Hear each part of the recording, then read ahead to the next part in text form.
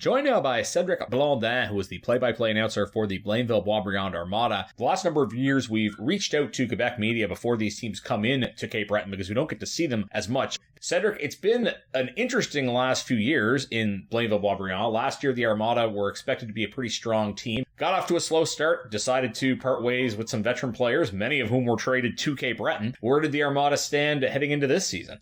It's a great point, but last year there was a few question marks before the year because Patrick Gay was supposed to be in Blainville to start the year, and if it was not him, it was William Trudeau, the defenseman who played in Charlottetown for a few years, and both of them started their pro career, so it was one or two big pieces missing in the team, so they decided to move Josh Lawrence to Halifax. And a few defensemen forwards to Cape Breton. If we talk about Braden Schmidt, Zach Bigger, Antoine Roy too. It was a hard year, but it was a necessary one to refresh and restart a new cycle. And the team now is well positioned to be able to compete for a championship in the next 3 years. I think it's going to be a rough year, maybe at some times this year, but the talent is there. The young players will progress throughout the year. And I think this team is going to be a mid-pack team, maybe around 8 to 12 in the QMJHL standings. But sometimes it's going to be not easy because the defense core is really young this far. So we'll see what happens. But the plan is pretty simple. They want to go for it with all the 2006 players around the 2025-2026 season. I think finally we can say they have a plan. It's pretty clear. I just can't wait for this year.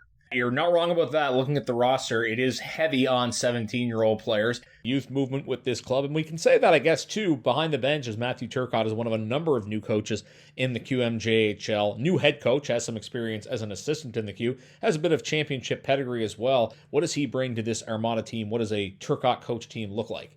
He won last year the TELUS Cup, I think, in Midget. I don't know if it's the right cup, but he won for the team in Quebec, the Blizzard. So he won the cup right there. He has a few experiences as an assistant coach for a few teams. It's pretty simple. He wants to play the young guns, if we can say it like that. Like you said, there's a few 17 years old that are high picks. Justin Carbonneau, Elliot Italien. We can name a lot of players around that. There's a few 16 years old too, but they play a lot. They are able to play on the power play, so it might be a bit of a change from the last few years, like when Bruce Richardson was not having a lot of assets to be able to play the young guys because he was in a position that he had to win to keep his job. That's the thing. I think it's different from the last few years.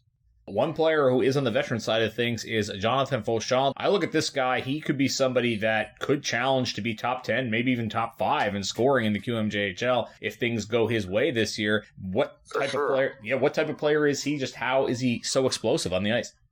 When we came back from the 48-day break since Christmas 2021, and we came back in February, I think you remember with the COVID and everything, he just had a different mindset from before, and he just evolved like a new player. He's both two-way forward, and now he's at a Flyers camp, and from what I heard, he's doing pretty well. So it's experience that he's going to bring back.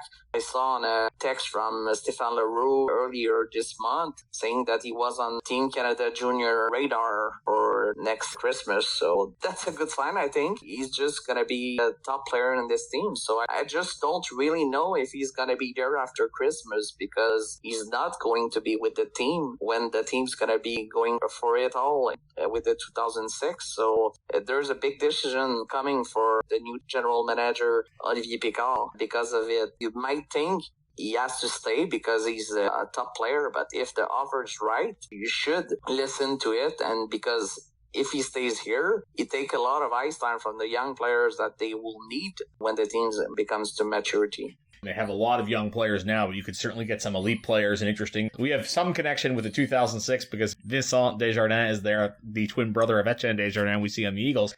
Before we see the Armada come to town on Friday, October 6th, Cédrik, what else should we look forward to? What is exciting about watching this particular Armada team? Charles-Édward is going to be a big part of this team this year because of the young core. He's a big goalie and just didn't have the result because the team was not prepared to be competitive in the last few years.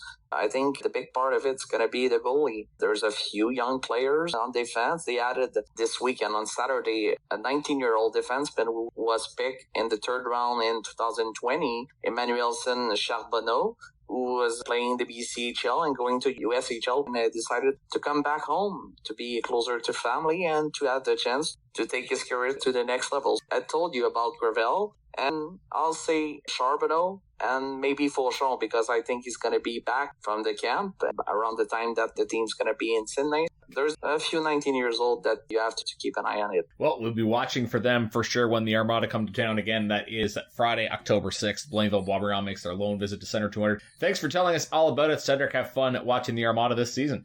Thank you, Pat. And anytime you want me to be there, I'll be there for sure. Well, we really appreciate that. Certainly have enjoyed having Cédrik on over the years. Again, the Armada come to town for their lone visit on Friday, October 6th. You're listening to the intermission of Celtic Kubota, Cape Breton Eagles Hockey, 1270 CJCB.